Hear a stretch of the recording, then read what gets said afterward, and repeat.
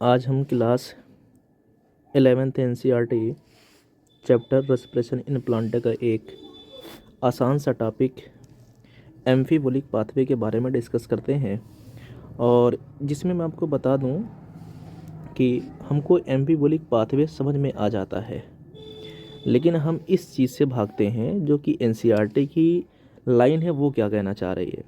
आप किसी भी कंसेप्ट को समझ लो, लेकिन अगर आप उसमें NCERT नहीं रीड कर रहे हो, नहीं पढ़ रहे हो, तो यकीन मानिए आपको अंदर से सेटिस्फेक्शन नहीं आएगा। तो मैं पहले आपको कंसेप्ट भी समझाऊंगा, ठीक है ना। फिर उसके बाद NCERT के हर एक वर्ड को रीड करके समझाएंगे क्यों ये बातें लिख रही है। क्लियर है? तो लेक्चर को स्टार्ट करते हैं। आप पहले ही ये बात जानते हो कि जैसे एम्फी मतलब क्या होता है, दोनों होता है। जैसे एम्फीबियन आप पढ़ते हो तो एम्फी वर्ड किसके लिए आता है, दोनों के लिए आता है। दोनों इन द सेंस यानी कि रेस्पिरेशन की बात है तो ये कैटाबोलिक पाथवे भी है और कौन सा, ये एनाबोलिक पाथवे भी है। ये चीज़ आज हम जानते हैं कि जहाँ पे कैटाबोलिज्म एंड एनाबोलिज्म दोनों काम कर सकता है, इसलिए इसका नाम क्या पड़ गया, एम्फी पड़ गया। ये चीज़ आज हम जानते हैं। अगर आप बहुत पहले जाते, ट्रेडिशनली देखते, तो इसमें क्या लिखा है मैंने कि ऐसा ट्रेडिशनली बीन कंसिडर, ऐसा माना जाता था कि जो रेस्पिरेशन की प्रोसेस, मैं प्रोसेस के ऊपर बात कर रहा हूँ, पाथवे के ऊपर नहीं, जो रेस्पिरेशन की प्रोसेस है वो एक कैटाबोलिक प्रोसेस है और इसका जो पाथवे था वो एक कैटाबोलिक पाथवे है, ऐसा माना जाता था। फिर बाद में क्या हुआ, ये समझा गया कि नहीं, जो रेस्पिरेशन है ये एक एम्फीबोलिक प्रोसेस है और इसका जो पाथवे बनेगा वो कैसा होगा, एम्फीबोलिक पाथवे है। तो ये चीज़ कैसे है मैं समझा रहा हूँ NCERT एग्जाम्पल लेके।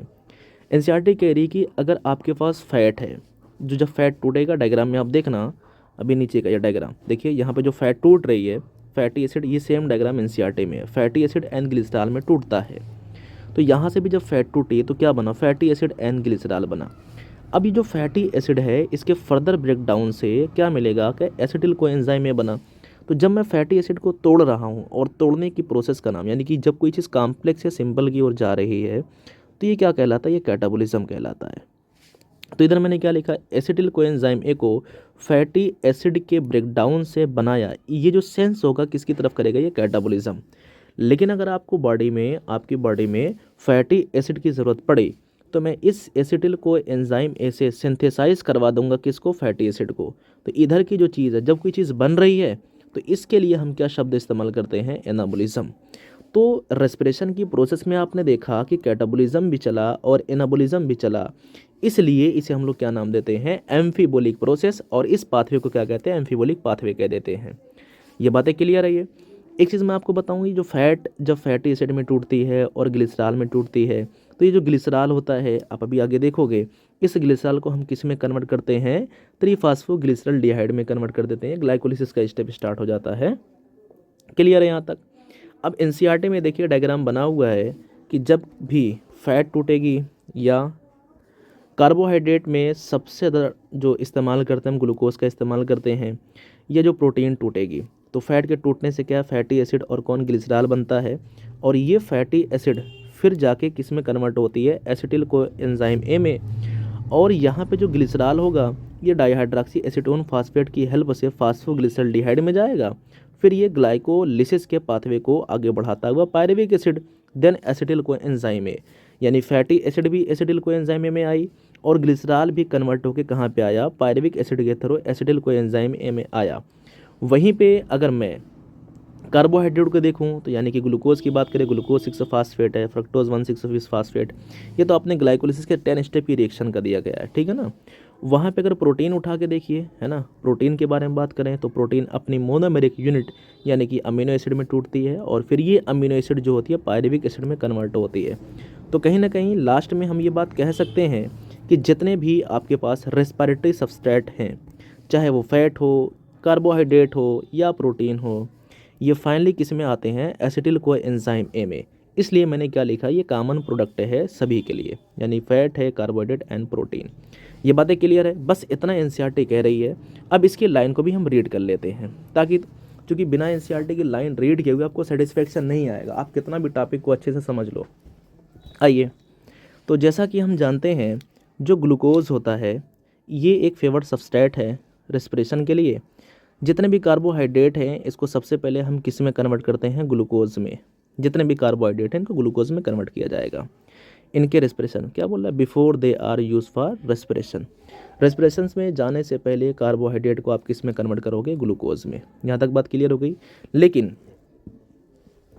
अगर आप दूसरे सबस्ट्रेट को रिस्पायर कर रहे हो, जैसे other substrate can also be respire has been mention earlier but they do not enter the respiratory pathway at the first step. तो ऐसा नहीं कि जो अगर आपने दूसरा कोई सबस्ट्रेट इस्तेमाल किया वो कार्बोहाइड्रेट नहीं है तो वो भी ग्लूकोज बनाएगा, ऐसा नहीं है। फिगर में आप देख सकते हो कि जब हमने फैटी एसिड फैट को लिया हुआ है या प्रोटीन को लिया हुआ तो वो कैसे किस में कन्वर्ट हो रही है। यहाँ से देखिए क्या है, अगर फैट के एग्जांपल लेके समझाएं, fat would need to be broken down, बताया था ना फैट दो में टूटती है, कौन कौन, glycerol and fatty acid. Clear है ये। फिर क्या कह रहा है कि जो फर्स्ट पहले इसमें टूटी, ग्लिसरॉल एंड फैटी एसिड में टूटी, अगर ये फैटी एसिड को आप रिस्पायर कर रहे हो, ठीक है, अभी मैंने क्या बताया कि अगर आप फैटी एसिड को रिस्पायर कर रहे हो तो क्या हो जाएगा, इसको हम डिग्रेड कर रहे हैं, यानी कि ब्रेकडाउन किस में करते हैं, एसिटिल को एंजाइम ए में। फैटी एसिड कहाँ पे जाएगी, एसिटिल को एंजाइम ए में एंड इंटर द पाथवे, ठीक है ना। वहीं पे जो ग्लूकोज होगा ये enter the pathway after been converted to phosphoglyceraldehyde. यहाँ पे देखिए, यहीं से देख लो, ये मैंने क्या बनाया था, ग्लिसरॉल बनाया और ये फैटी एसिड बनी तो एसिटिल को एंजाइम ए बना, और क्या बना था, ग्लिसरॉल बना फैट के टूटने से, तो किस में कन्वर्ट हुआ, एल्डिहाइड में। वो चीज़ आप यहाँ इस पाथवे भी देख सकते हो। जो ग्लिसरॉल है डाईहाइड्रोक्सी एसीटोन फास्फेट से कहाँ पे गया, फास्फोग्लिसरॉल्डिहाइड में, फिर ये पाथवे पूरा आगे बढ़ा। तो यहाँ तक तो बात क्लियर हो गई। The protein would be degrade, अगर हम प्रोटीन को डिग्रेडेड कर रहे हैं बाय द एंजाइम, इसका नाम क्या, the protease and the individual amino acid, तो प्रोटीन जब प्रोटीएज की हेल्प से टूटेगी तो इंडिविजुअल अमीनो एसिड बनेगी आफ्टर डी एमिनेशन, यानी कि अमीनो ग्रुप निकाल देने से, ठीक है ना। Depending on their structure would the pathway at some stage within the Krebs cycle or even pyruvate or acetyl coenzyme. अब डिपेंड करता है कि वो डायरेक्ट पायरुवेट में जा रहा है या फिर एसिटिल को एंजाइम में। हालांकि जो प्रोटीन है वो कैसे जा रही है, protein amino acid, amino acid से पायरुवेट, पायरुवेट से क्या बना, एसिटिल को एंजाइम में, इसलिए लाइन ये लिख रही है cycle or even as pyruvate, है ना। आगे देखिए, रेस्पिरेशन जो होती है ये इन्वॉल्व करती है किसको, ब्रेक डाउन ऑफ सबस्ट्रेट को, या फिर क्या है, the respiratory process has traditionally be consider as a catabolic process and the respiratory pathway को हम क्या बोलते थे, कैटाबॉलिक पाथवे कहते थे। But is this understanding correct, क्या ये चीज़ समझना सही था, क्वेश्चन पूछ रहे आपसे NCERT. We have discuss above, हमने ऊपर डिस्कस किया, at which point in the respiratory pathway different substrate would enter if they were to be respire and use to drive energy. भाई डिफरेंट सबस्ट्रेट आप इस्तेमाल करते हो तो डिफरेंट प्रोडक्ट बनता है और हम उसे क्या करते हैं, रिस्पायर कर देते हैं। क्लियर है यहाँ तक बातें।